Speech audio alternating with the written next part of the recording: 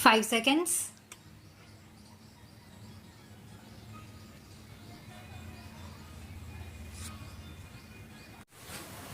I am thankful to you for having given me this opportunity long last to say a few words on the budget. Already much has been said, and I think the finance minister has come in for his share of congratulations as well as criticisms. So there is not very much to say, but I should like to say a few words. The increased development expenditure and the absence of any new taxation has earned for the budget a good response even from the businessmen. I especially welcome the relief given to the middle classes by raising the exemption limit of income tax in respect of personal income. No doubt this is some relief to the middle classes, but I would request the finance minister if he could to raise this exemption limit from rupees 40,000 to rupees 1,60,000, as that would give substantial relief to the middle classes. I am indeed glad that the Taxation Inquiry Commission has been appointed with Dr. John Mithai as the chairman, and I am sure that many of the vexed problems may be solved through this commission.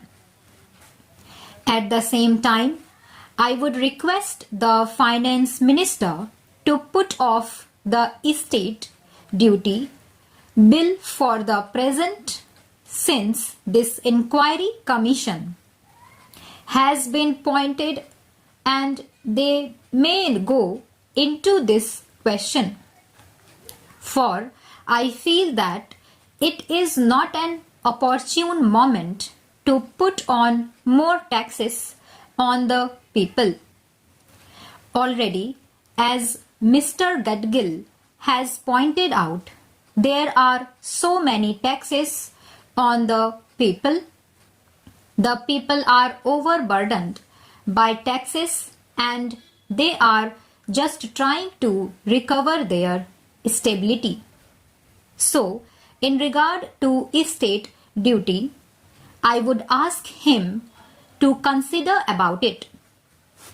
My reason for asking it to be postponed is, as I have said, that the people are still facing economic distress, and then our government is not able to offer the amenities which other countries have where the estate duty exists, such as free compulsory education for children, free medical aid, homes for the poor, and the destitute old age pensions, etc.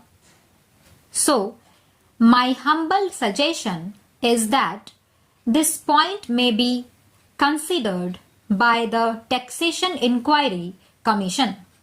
I agree that there is a brighter side of the picture, and that instead of continually harping on our poverty, we should also see the bright side.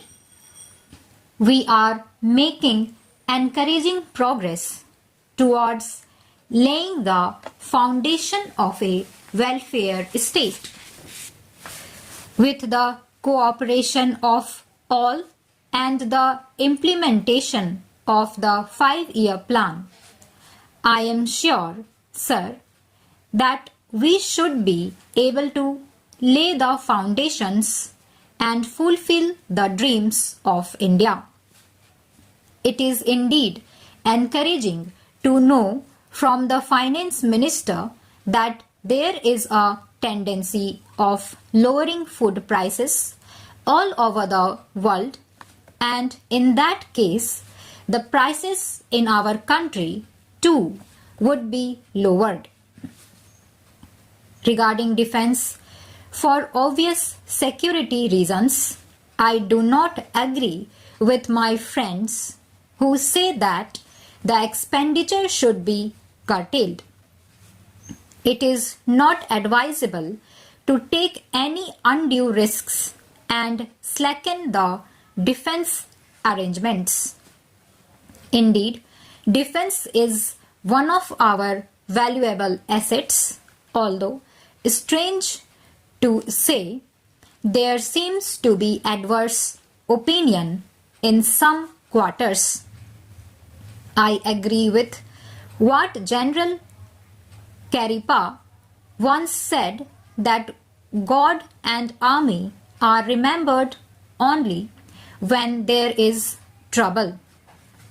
The army consists of the most disciplined and loyal set of young men.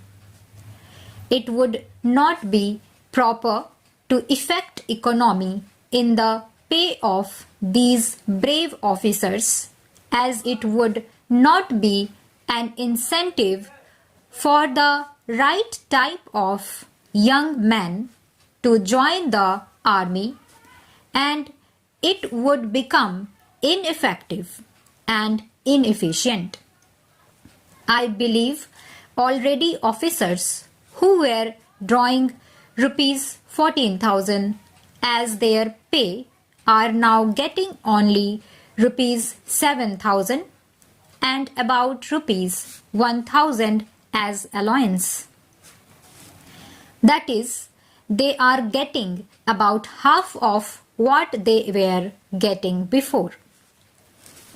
It is very hard for those officers on field duty to establish separate establishments for their families and for their children, and I would especially appeal to the finance minister to see that the family allowances may be restored to those officers who are on field duty. Economy in army could be effected in other ways.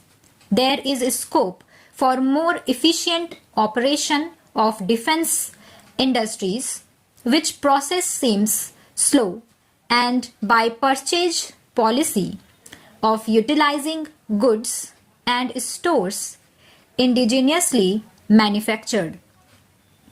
Preference should be given to country-made war materials such as could be produced here, as they would be cheaper than foreign-made goods. I may also suggest that the armed forces who are not on field service or under any operational commitments could be utilized for giving military training to the youths in schools and colleges, which would teach discipline and loyalty.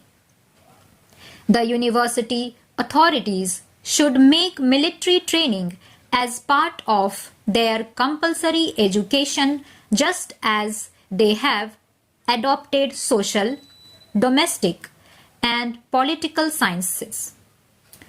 The National Cadet Corps is already inculcating military training in some universities such as Bombay and Calcutta. But if military training is made compulsory for our university students, it will go a long way. Stop.